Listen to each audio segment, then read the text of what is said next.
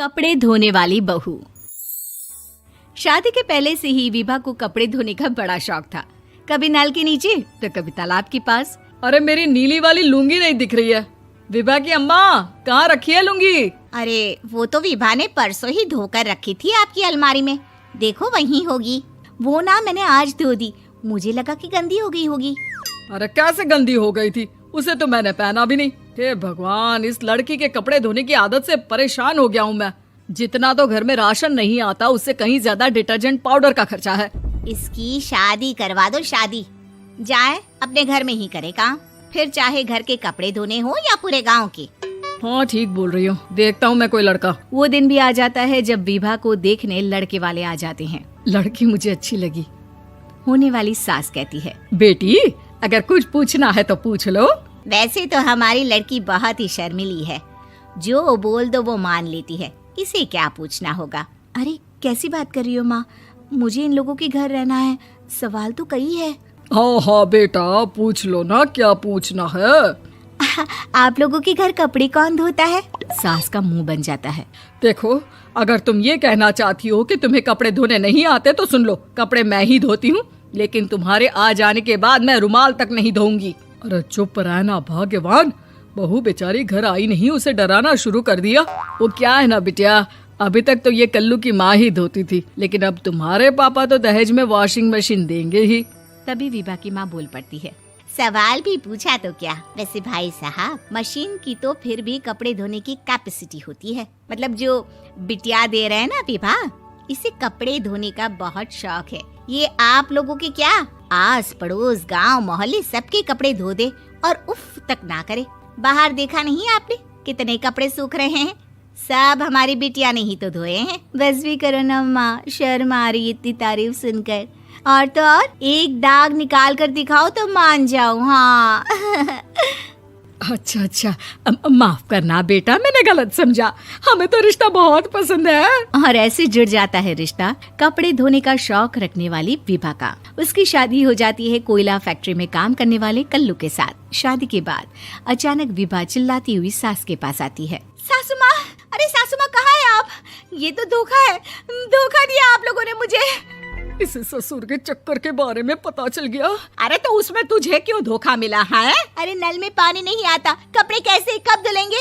अच्छा, तू पानी नहीं आ रहा उसकी बात कर रही है। तो आपने क्या सोचा? कुछ नहीं। अच्छा, तेरी माँ ने कहा था कि कपड़े धोने का शौक है तुझे, याद आया मुझे। शौक बोलकर कपड़े धोने वाले मेरे जुनून को कम ना आके सासू माँ, कपड़ा धोना मेरा गुरूर है। तभी पति भी वहाँ आ जाता है। अभी मैंने इसे सनी देओल की फिल्म दिखाई है, उसी के डायलॉग मार रही है माँ। अच्छा सुन, साफ साफ बता रही हूँ, पानी सुबह 4 से 6 और शाम को 10 से 12 आता है, समझी? विभा टाइमिंग सुनकर हैरान हो जाती है। ये क्या भूतों का मोहल्ला है? सुबह 4 बजे उठकर कौन कपड़े धोता है? 4 बजे टंकी में पानी जाता है, फिर सारा दिन धोना ना, किसने मना किया? अरे कैसे बात कर रही हैं? 200 लीटर की टंकी में कितने कपड़े धो लूंगी मैं? सुबह ही उठ जाऊंगी मैं। अब क्या था, विभा सुबह 4 से लेकर रात के 12 बजे तक कपड़े ही धोती रहती। एक रोज सास पड़ोस से निकलकर कहीं जा रही होती है कि साथ वाली कहती है, हाँ कल्लू की माँ, जरा ये बताओ कि 2 साड़ी है, 2 ब्लाउज और एक पेटीकोट और एक नाड़े वाला लंबा कच्छा। हाँ तो? अरे तो क्या, कितना लोगी धुलाई ये बताओ। धोबन दिख रहे हैं हम क्या? हमारे पति सरकारी नौकरी से अभी रिटायर हुए हैं और बेटा सुपरवाइजर है कोयला फैक्ट्री में। धोबन समझ रखा है हमें? हाय रे कल्लू की अम्मा, माफ कर दो, वो तो मोहल्ले में यही सब बता रहे थे कि तुमने बहू को कपड़ा धुलवाने के काम में लगा दिया है। सास को पड़ोसन की बात सुनकर गुस्सा आ जाता है। वो घर पहुंचती है जहां घर के बाहर ही इतने सारे कपड़े सूख रहे होते हैं जितने कि किसी धोबन के घर पर। अरे ओ कल्लू की दुल्हन, बाहर निकल। माँ जी यहीं आ जाओ, बाथरूम में चादर धो रहे हैं हम। अरे अभी हम धोते हैं, तुमको बाहर निकलो। ये आस पड़ोस वाले बोल रहे हैं कि हम बहू से कपड़े धुलवा कर उसे कपड़ा धोने वाली बना दिए हैं। अरे छोड़ो ना माँ जी, किन लोगों की बातों में आती हो? आस पास के लोगों का तो काम ही होता है कि वो किसी तरह सास बहू को लड़ा दे। बहू सारे घर के कपड़े धोती है, ये क्या कम है? बोलिए। सास को भी लग जाता है कि वो बहू का ये सनकीपन नहीं छुड़वा सकती, इससे अच्छा है कि खुद ही चुप हो जाए।